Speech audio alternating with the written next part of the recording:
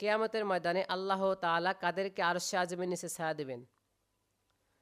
খুবই সুন্দর একটা প্রশ্ন। কিয়ামতের দিন আল্লাহ তাআলা 7 শ্রেণী মানুষকে আরশে আযমের নিচে ছায়া দিবেন। এই হাদিসটা আছে সহিহ বুখারী 660 নম্বর হাদিস।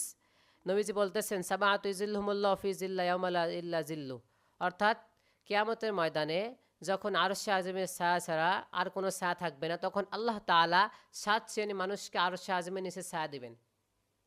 এর মধ্যে প্রথম শ্রেণী হচ্ছে ইমামুল আদল, ন্যায়পরক শাসক যিনি হবেন, অর্থাৎ যিনি মানুষের প্রতি কোনো অবিচার করবেন না, যিনি সুবিচার করবেন, ন্যায়পরক শাসক, তিনি আরশে আযমের নিচে ছায়া পাবেন। 2 নম্বর ওয়াশাবুন নাশা ফি ইবাদাতিল্লাহ, ওই যুবক যে যুবকটা যৌবন বয়সটা কাটাইছে ইবাদতের মাধ্যমে, যৌবন বয়স লালিত পালিত হয়েছে রবের ইবাদতের মাধ্যমে, তাকে আল্লাহ ছায়া দেবেন আরশের নিচে। 3 নম্বর অরাজুলুন কলবুহু মুআল্লাকুম ফিল মাসাজিদ, ওই ব্যক্তি যে ব্যক্তি মসজিদের প্রতি তার সম্পর্ক লেগেই থাকে। দেখবেন আমাদের সমাজে কিছু লোক আছে যারা যখন ফজরের নামাজ পড়ে যায় তখন মনটা মসজিদের প্রতি লেগে থাকে যে কখন জোহরে আজান দেবে, কখন জোহরের নামাজ পড়ব।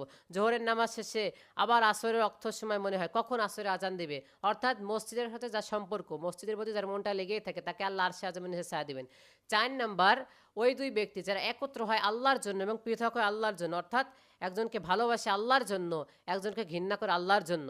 আপনি একজন আলেমকে, একজন ইসলামী স্কলারকে ভালোবাসেন আল্লাহর জন্য, আর একজন কাফের মুশরিক বেদিনকে ঘৃণা করলেন আল্লাহর জন্য, তাহলে আপনি আরশের নিচে ছায়া পাবেন। 5 নাম্বার ওই ব্যক্তি যাকে কোনো উচ্চ বংশীয় নারী জিনার জন্য আহ্বান করে, অসৎ কাজের জন্য আহ্বান করে, তখন সে বলে ইন্নী আখাফুল্লাহ, আমি আল্লাহকে ভয় করি, তখন সে জিনা করে না, তাকে আল্লাহ আরশের নিচে ছায়া দিবেন। 6 নম্বর ওই শ্রেণীর লোক যে ডান হাতে দান করে বাম হাত জানে না, আল্লাহকে রাজি খুশির জন্য দান করে। 7 নম্বর ওই শ্রেণীর লোক যারা যখন নির্জনে থাকে তখন আল্লাহ তাআলা জিকির করে, আল্লাহর জিকির এতটা মগ্ন হয়ে যায় তাদের চোখ থেকে অশ্রু বের হয় আল্লাহর ভয়ে। এই 7 মানুষকে আল্লাহ তাবারাকা ওয়া তাআলা কিয়ামতের কঠিন ময়দানে আরশে আযমের নিচে ছায়া দেবেন।